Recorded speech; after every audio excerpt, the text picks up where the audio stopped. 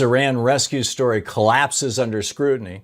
He threatens journalists with jail. Impeachment support surges. ICE agents are caught lying. A monster El Nino is looming.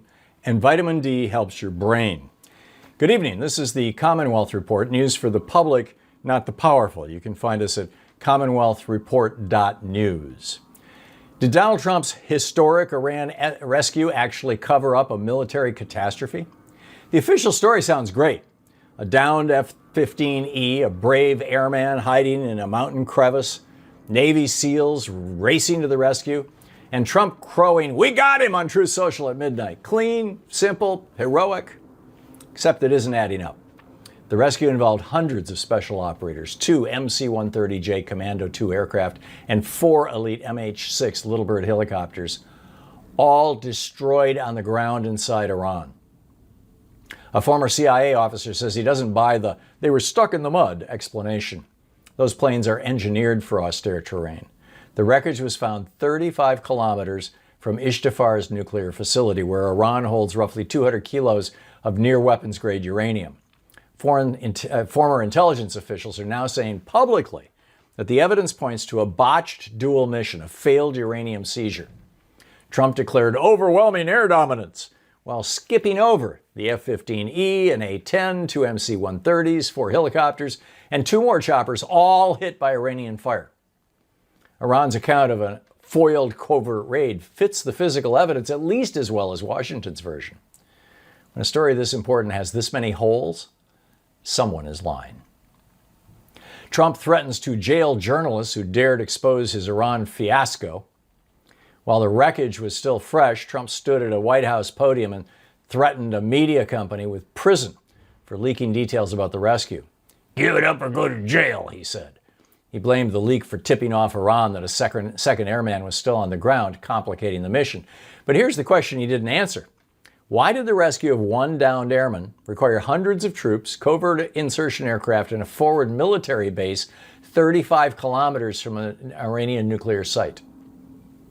You know, the First Amendment, which protects freedom of the press, doesn't come with a national embarrassment or presidential embarrassment exception. When a government demands total control of the story, it's usually because the story is bad. And right now, the story coming out of Iran appears to be very, very bad. Are 52% of Americans right to demand Trump's third impeachment? A new poll from Lake Research Partners finds that 52% of likely voters support impeaching Trump for a third time, just 14 months into his return to power. That includes 84% of Democrats, 55% of independents, and even 14% of Republicans. The pollster called it an, quote, unprecedented result this early in a presidential term. Free Speech for People, which commissioned the poll, has gathered over 1 million signatures and documented more than 25 grounds for impeachment, including illegal war-making and weaponizing ICE against American communities. Congress members Al Green and Sri Thanadar have already filed articles of impeachment, although they've gone nowhere. But Trump knows what's coming. He told Republicans in January, "If we don't win the midterms, they'll find a reason to impeach me." It's not a prediction. That's a confession. Did ICE agents lie under oath after shooting an unarmed Venezuelan man? In January, 2 ICE agents in Minneapolis shot a Venezuelan immigrant named Julio Sosa Salas and claimed they'd been ambushed with a snow shovel and a broom.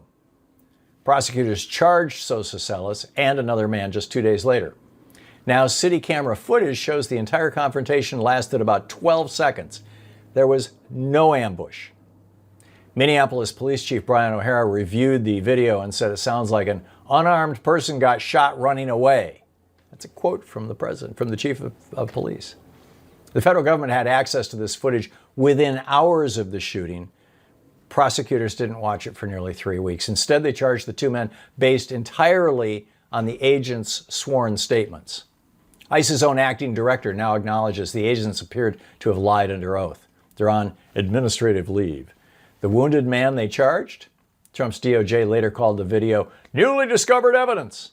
It was never hidden. They just chose not to look. That's not negligence. That's a cover-up.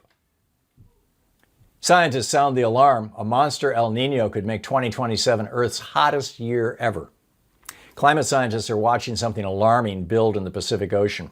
The European weather model now shows a high probability of a super El Nino developing this summer or fall, potentially the strongest in 140 years. Atmospheric scientists describe a rare triple cyclone pattern now pushing massive heat toward the surface. When it peaks in late 2026 into 2027, expect monster storms along the West Coast, severe droughts across Asia and Africa, and 2027 very likely shattering every global temperature record we have ever set. Here's what makes this even scarier. Because greenhouse gas concentrations keep climbing, each major El Nino pushes the global temperature baseline higher before we can recover. It's like a staircase going in only one direction. And Trump has gutted NOAA, slashed climate research funding, and abandoned international climate agreements. As a century-scale weather disaster builds over the horizon, our government, under Republican control, is deliberately flying blind. Your vitamin D levels at 40 may already be shaping your brain at 55. And finally, something you can actually do something about. A major new study from the Framingham Heart Study tracked 793 people for 16 years, measuring their vitamin D levels at around age 39, then scanning their brains for tau protein, one of the earliest biological markers of Alzheimer's disease. The results were striking. People with higher vitamin D in midlife had significantly less tau buildup in their brains a decade and a half later. None of these people had dementia. They were healthy adults in their late 30s and early 40s, and the damage was already accumulating silently. The more vitamin D, the less tau. It's not proof that supplements prevent Alzheimer's, but it suggests the protective window may open decades before any symptoms appear.